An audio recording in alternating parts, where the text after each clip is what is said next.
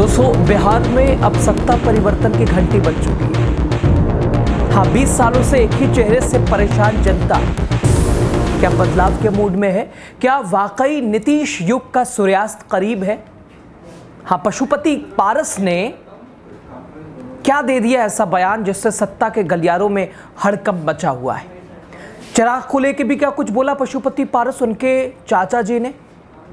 और एनडीए के लिए पशुपति पारस ने क्या ऐसा बोला जिससे बढ़ गई है मुसीबत, मुश्किल है? सब कुछ आपको आगे बता रहे हैं। आपको नमस्ते, आप देख रहे हैं द राजनीति बिहार का विशेष सेगमेंट। मैं हूं यासूर प्रसाद। दोस्तों, बिहार में चुनाव की तारीखों की घोषणा बस कुछ ही दिनों में होने वाली है। ये समझ लीजिए काउंटडाउन शुरू हो गया है, लेकिन उससे पहले ही राजनीतिक पारा चढ़ गया है। राष्ट्रीय लोक जनशक्ति पार्टी के प्रमुख और साथ ही साथ रामविलास पासवान के भाई चिराग पासवान के चाचा जी, पूर्व केंद्रीय मंत्री पशुपति कुमार पारस एनडीए के खिलाफ बिल्कुल सिना तान के खड़े हैं, ये कहते हुए कि बहुत हुआ, लोग थक गए हैं, सरकार में बैठे नेता थक गए हैं।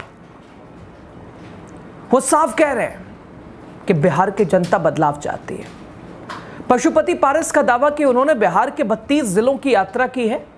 हर जिले में सिर्फ एक ही आवाज सुनाई दे रही है और वो है बहुत हुआ, लोग थक गए हैं, उब गए हैं, सरकार से भी, सत्ता में बैठे नेताओं से।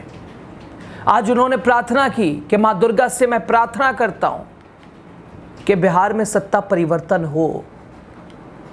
और यह भी उन्होंने जिक्र किया कि बिहार का नेतृत्व, युवा के हाथ में इशारा साफ था, भतीजे की तरफ नहीं। अभी जिस तरफ उनकी चाहत दिखाई दे रही, यानी महागठबंधन, इंडिया ब्लॉक, राहुल तेजस्वी की। और दोस्तों, 20 साल से सत्ता पर काबिज एक ही चेहरा, नीतीश कुमार। लेकिन क्या जनता अब थक चुकी है? पशुपति पारस कह रहे हैं जनता बदलाव चाहती है, जनता उब चुकी है, जनता परिवर्तन चाहती है। पारस ने नीतीश कुमार पर गंभीर आरोप लगाए और कहा कि जानबूझकर दलित, पिछड़े, शोषित वर्ग के वोटरों का नाम मतदाता सूची से हटाया जा रहा है, जानबूझ के। ये जानते हैं ये लोग कि ये इनके वोटर है नहीं, इनका नाम हटाने को, इनका नाम हटाया जाए। पारस ने सवाल उठाया कि अगर यही मतदाता सूची लोकसभा चुनाव में सही थी तो अब गलत कैसे हो गई? लोकसभा चुनाव इसी मतदाता सूची पे हुआ, तो वही मतदाता सूची विधानसभा चुनाव से पहले गलत कैसे हो गई, अमान्य कैसे हो गई? इसमें कमियां कहां से आ गई? शिफ्टेड वोटर कहां से आ गए? मृत वोटर कहां से आ गए? उन्होंने कहा कि बिहार में इनकी स्थिति खराब है, डबल इंजन के दिन जाने वाले हैं। और चिराग को लेके भी दो टूक नजर आ रहे हैं उनके चाचा पशुपति पारस। वो साफ कह रहा है कि एनडीए के दिन पूरे हो गए, दिन लग चुके हैं, और इसलिए जानबूझ के, यानी उन्हें पता है कि तस्वीर क्या है लोगों के बीच, विश्वसनीयता लोगों के बीच, पसंद नापसंद क्या सिचुएशन है, और इसीलिए जानबूझ के हमारे वोटर, शोषित, पिछड़े, दलित, उनका नाम काटा जा रहा है। ये उनके अधिकार से, उन्हें अधिकार से वंचित रखना चाहते हैं। ये उन्हें वंचित रखने की साजिश है। दो दलित है, अति पिछड़ा है, पिछड़े हैं। महागठबंधन को लेकर भी पारस ने कई संकेत दिए, अपनी मजबूती का भी उदाहरण पेश किया।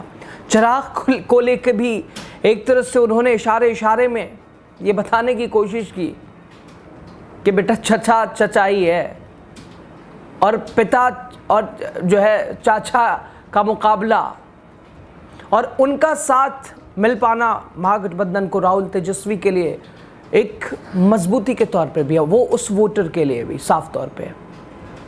दोस्तों, महागठबंधन को लेकर पशुपति पारस ने भरोसा जताया 8 अक्टूबर तक संभवतः सीट बंटवारे की घोषणा हो जाएगी, कोई मतभेद नहीं है। और उन्होंने ये भी कहा कि जो सिचुएशन अभी हाल एनडीए की है, इंडिया ब्लॉक में कोई मतभेद नहीं है, और बहुत जल्दी यानी 8 अक्टूबर तक ये तय हो जाएगा।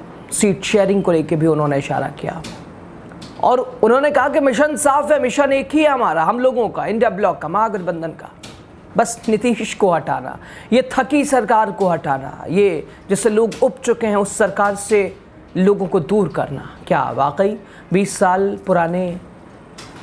पुराना नीतीश राज क्या वाकई दोस्तों अंतिम सांसें ले रहा है? क्या ये उंगलियों पे ऐसे गिनती वाले दिन बचे हैं? पशुपति पारस दोस्तों, ज़रा उस अगर संदर्भ में भी आप जानना चाहिएगा तो एक अच्छे खासे वोट बैंक साधने की क्षमता हाजीपुर से भी शुरुआत अगर आप करते हैं तो, और चूँकि रामविलास पासवान के बाद लगातार लोक जनशक्ति पार्टी, एक चिराग का गुट, लोक जनशक्ति पार्टी आर और इधर उस विरासत को संभालते नजर आ रहे हैं और 2 गुट में, लेकिन ये कह सकते हैं कि चिराग पासवान के सामने एलजेपी की जो सिचुएशन है और वो भी पशुपति पारस के नेतृत्व वाली, वो ज़्यादा मजबूत है और उसका साथ महागठबंधन के साथ है।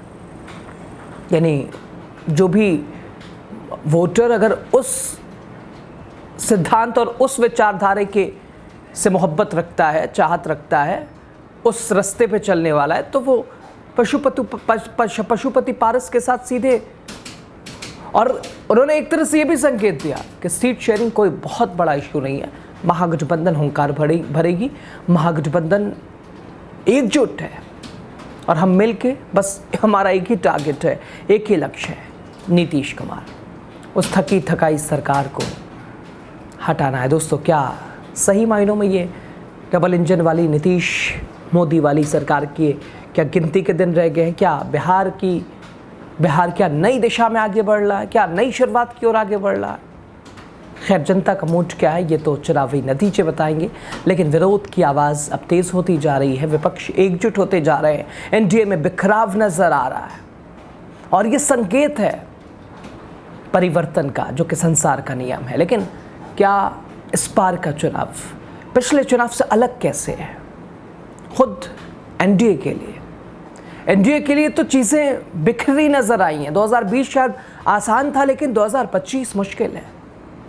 और अगर दूसरी तरफ इसी के विपरीत ठीक इंडिया ब्लॉक पिछले चुनाव से ज़्यादा इस बार आत्मविश्वास में, ऊर्जा के साथ है, ऊर्जावान राहुल तेजस्वी की यात्रा उनके नेतृत्व के साथ है, और विभाजन चूँकि अब एनडीए में है, वो मारामारी सीट को से लेके वो तमाम चीज़ें, खींचतान, एनडीए में बिखराव, बड़े भाई छोटे भाई की भूमिका, सत्ता की कुर्सी, सीट शेयरिंग, लेकिन यहाँ वो सिचुएशन नहीं, और यही संकेत पशुपति पारस भी दे रहे हैं अपने महागठबंधन के लिए भी और इस थकी थकाई सरकार को लेकर भी। खैर, बहरहाल आप क्या सोचते हैं ज़रूर बता के जाएगा, वीडियो शेयर कीजिएगा और चुनाव में आप क्या माहौल देख पा रहे हैं बताने की कोशिश कीजिएगा।